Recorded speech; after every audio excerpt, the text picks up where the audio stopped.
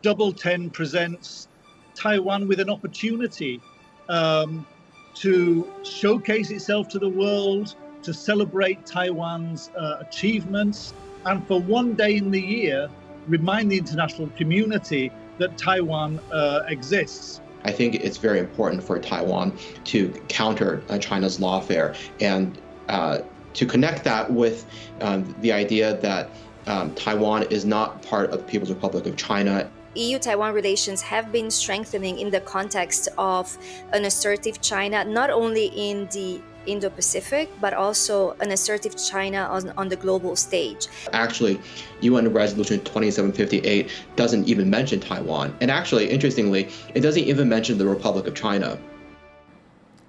Hello and welcome to Connected. I'm Divya Gopalan. On October 10th, the Republic of China, which you're more likely to know as Taiwan, celebrates its first National Day under its new president, William Lai. But you would be hard-pressed to find a news story on that topic that doesn't in the same breath mention China, here meaning the People's Republic of China. So we want to take this opportunity to cut through the confusion and take a look at the progress Taiwan has made in reminding the world that it is a sovereign state and also whether it's doing enough to establish itself on the global stage. And to help us along, we welcome Gary Rawnsley, the head of the School of Social and Political Sciences and Professor of Public Diplomacy at the University of Lincoln in the UK. And we also have James Lee, an assistant research professor at the Institute of European and American Studies of Academia, Sinica, who also is joining us from the UK. Thank you very much for being on the program. I'm going to get right to it. James, with you, what does the holiday, also called Double 10 Day, mean to Taiwan in this day and age? It's Taiwan's National Day, and there is some debate about how the role that this holiday plays in Taiwan's history, given that Double 10 commemorates the uprising against the Qing dynasty in 1911, and hence is tied to the history of Chinese nationalism. So what connection does that have to Taiwan? Is there an implied connection between Taiwan and the historical trends in Chinese nationalism? That is kind of the debate surrounding this holiday in Taiwan today. Now, as James mentioned there, do you think National Day, Gary, which is a legacy of the days when the Kuomintang ruled on the mainland, is still relevant for Taiwan in 2024? I think so, absolutely. I mean, I think that national days globally have a very important function in terms of symbolism. Double 10 presents Taiwan with an opportunity to showcase itself to the world, to celebrate Taiwan's achievements, and for one day in the year, remind the international community that Taiwan exists. And I think that it also allows Taiwan, again for at least one day a year, to frame a contextualization of itself according to the way that Taiwan wants to be presented, not as others see it or in the context of cross-strait relations. So I think that given that Double 10 celebrations do occur across the world, in Taiwan's diaspora, in terms of events organized by embassies and representative offices, it is an essential component of Taiwan's identity and also its public diplomacy. James, the former President Tsai Ing-wen's two-term tenure put the spotlight on Taiwan's identity and focused on the self-determination of its future. How do you think this has been carried forward by her successor who was sworn into office in May?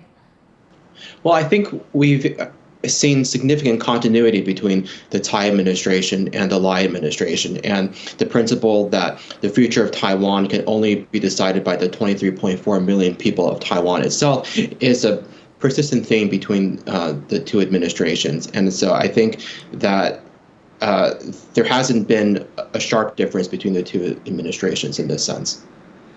Well, let's take a look at it from the other side there. Gary, as we know, China claims Taiwan as part of its territory and has dictated in which much of the world relates to or refers to Taiwan. So how much has that changed, let's say in the past decade or just over a decade, since Xi Jinping took the helm in China? Well, obviously, we are seeing a much more assertive China now, and we have seen the rise of the so-called wolf warrior diplomacy in China.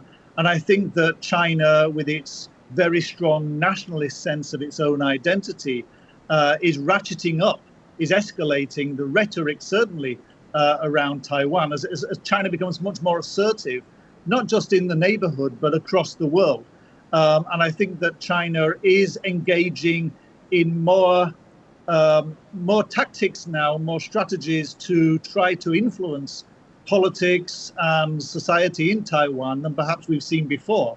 And one of the reasons for that is, of course, that social media now is ubiquitous, and it's very easy for states like China to weaponize information and communications. So James, given that, and given the increase we've seen in military exercises, incursions, and somewhat military pressure we're seeing from China, how important is it for Taiwan at this point in time to establish its identity? It's very important, I think, both in a domestic and an international sense. So in the domestic sense, it's important to create a sense of a Taiwanese identity, better articulate what exactly that means. And in international sense, Taiwan's legal identity, I think it's very important for Taiwan to counter China's lawfare and to connect that with the idea that Taiwan is not part of the People's Republic of China, and that international support for Taiwan would not be a violation of Chinese sovereignty. I think getting those narratives out there and really pushing back against Beijing's claims is going to be critical for Taiwan to build international support. Gary, you alluded to that when we were talking about Taiwan's National Day, but let's talk about Taiwan's international standing and recognition. Taiwan is not part of the United Nations. How much does that really affect any influence that Taiwan has? Well, I know very controversially, I often say that it doesn't really have much effect at all. Taiwan has, continues to exist, and it thrives and achieves the most remarkable things despite its exclusion from international organizations and the United Nations in particular. International organizations are often more about status, of belonging to a club in many respects, than power, influence, or having a consequence on policy making. So I think it is important, but it's about engaging much more with those international organizations. And I think Taiwan is starting to do that much more aggressively and much more successfully in terms of its public diplomacy, in terms of building relationships. I do want to go into the other ways Taiwan can establish those relationships a little later in the program, but I want to drill down a little bit more on the United Nations issue here, as countries often hold that up as a way of being recognized by others. And to give some context, in the 1970s, the Republic of China, or Taiwan, was replaced by the People's Republic of China as the recognized government of China in the UN Resolution 2758. Now, since then, China has been pushing for its own interpretation of that Resolution 2758 to isolate Taiwan further from the international organization. So, James, if you could tell us how China's managed to interpret that to further push away Taiwan. Well, China tries to sneak in a claim in UN Resolution 2758 and tries to portray it as designating Taiwan as being part of China. But actually, UN Resolution 2758 doesn't even mention Taiwan. And actually, interestingly, it doesn't even mention the Republic of China. It refers to the representatives of Chiang Kai-shek. And what that means is open to interpretation, but it doesn't actually say that the ROC was completely replaced by the PRC, and it definitely doesn't say the ROC ceased to exist, and it doesn't say anything about Taiwan. But China has been trying to distort the text of that resolution to make it seem to conform with China's sovereignty claims. All right, so that's one way they're doing it. Gary, could you shed light on some other ways that we're seeing China try to influence Taiwan's or perhaps push away Taiwan's sovereignty claims? Okay, well, as I said previously, that my own area of interest is looking at communications and the weaponization of information, and I think that is of growing concern across the Taiwan Strait. And it's not exclusive, of course, to the Taiwan Strait. We're seeing it in many parts of the world where there are autocratic regimes trying to assert more power in the information space. And I think that the crucial element of China's so-called wolf warrior diplomacy is this much more aggressive weaponization of information. In 2023 alone, Meta removed 5 Chinese networks of fake accounts. One network of 4,800 Facebook accounts was discovered to be impersonating Americans. So I think that, there is very real concern about the way that China does try to disrupt the information space in Taiwan and about Taiwan elsewhere. The problem for Taiwan, of course, is that it is a liberal democracy.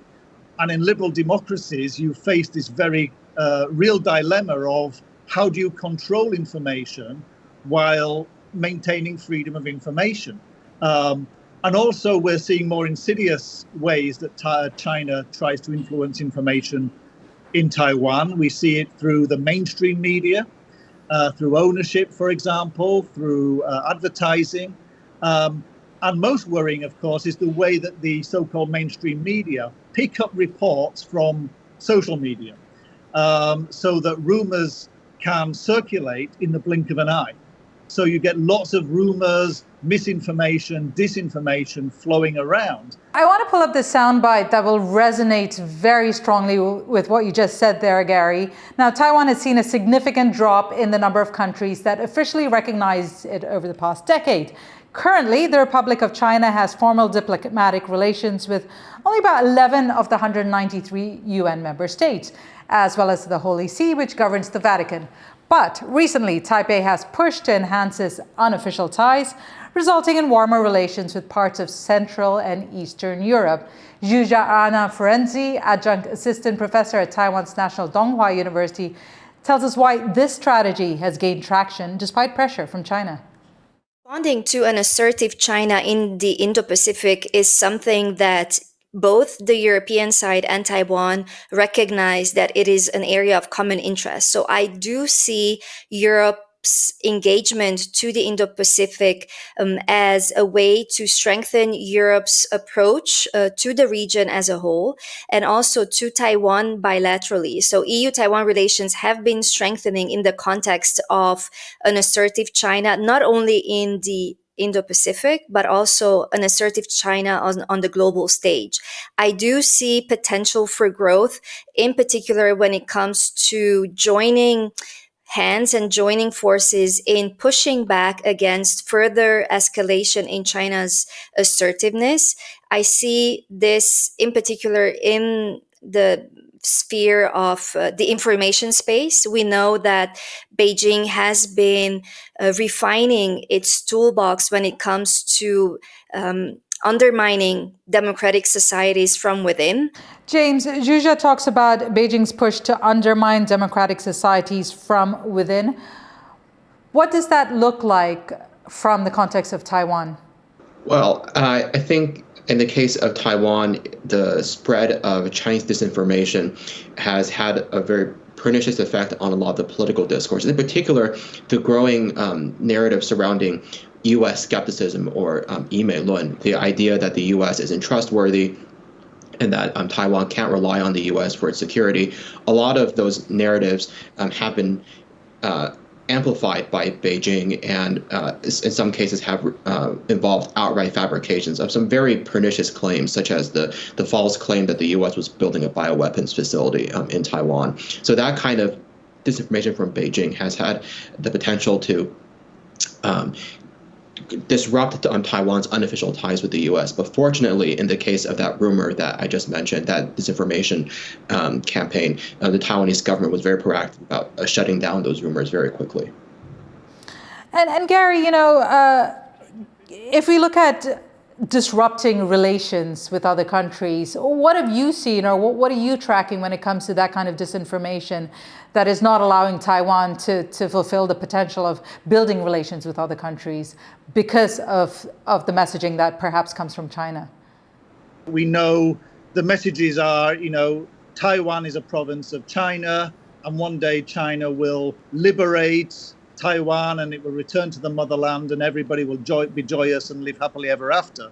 But if there are any claims towards independence, then Taiwan is prepared to take military action. And I think those themes continue.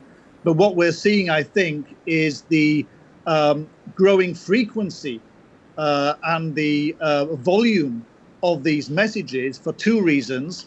Firstly, because of the nationalism, the virulent nationalism in China, which has replaced, communism, in inverted commas, as a kind of defining ideology. But also, as I said, because of the media space itself, because of social media, is this huge echo chamber that allows for the instant circulation of messages without checking, without fact checking, and is easily picked up within seconds of it being uploaded, and those information circulates. As I said, I think the problem for Taiwan is also internal. It's not just about the messaging, but there are internal problems that Taiwan has to face in this arena. And I'm looking here at data from Reporters Without Borders, which says that public trust in the media in Taiwan is at an all-time low.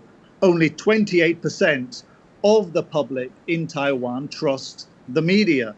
And when you've got mistrust in journalism, that means that audiences are more vulnerable to rumors and misinformation. Right. And so James, given that, how much scrutiny is given to media here in Taiwan that you're seeing, or how much thought is being given to that? And especially when Taiwan is sending out its own messaging and saying that we are an entity in our own right, we're a country in our own right. Is Taiwan pushing hard enough with that, especially in international communications and in the international sphere? Yes, I think Taiwan has been paying a great deal of attention to this particular issue. But as Professor Rawnsley mentioned earlier, there's been some debate within Taiwan about how far Taiwan can counter disinformation while operating within the bounds of a democratic system that respects free speech. And there's been concerns on some parts of the political spectrum that enhanced governmental ability to supervise the spread of information and to combat disinformation might be misused under certain situations. So there's still a debate within Taiwan about how far exactly, what kinds of tools exactly Taiwan should be using to counter disinformation, but there is a general understanding that misinformation, disinformation is a real issue facing Taiwan. All right, James, this is for you again. Speaking of messaging, Beijing regards the new Taiwan president as an independence advocate who crosses the red line with his comments and supposed actions, rather than maintaining the status quo. And there are two camps here. As a result, one camp believes because of this current administration, we're seeing increased military pressure, like growing incursions into Taiwan's ADIZ and military exercises. And then there's the other camp that says that China will do what it wants anyway, regardless of what is said from this administration. Where do you stand on that? I tend to fall more in the camp that says that China would have done these things anyway. And it wasn't about something Lai said or something Lai did or what words Lai chose to use in his inauguration speech. I think that Beijing's distrust of the DPP, it goes beyond just one particular leader in Taiwan, one particular president, that Beijing would have reacted this way to any DPP victory. So I don't agree that with the view that Lai has been pushing the envelope or that Lai has been making provocative statements.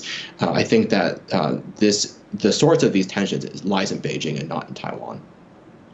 And Gary, where do you stand on that? Do you feel like provocative or so-called quote-unquote provocative statements will push China further, or China has an agenda anyway?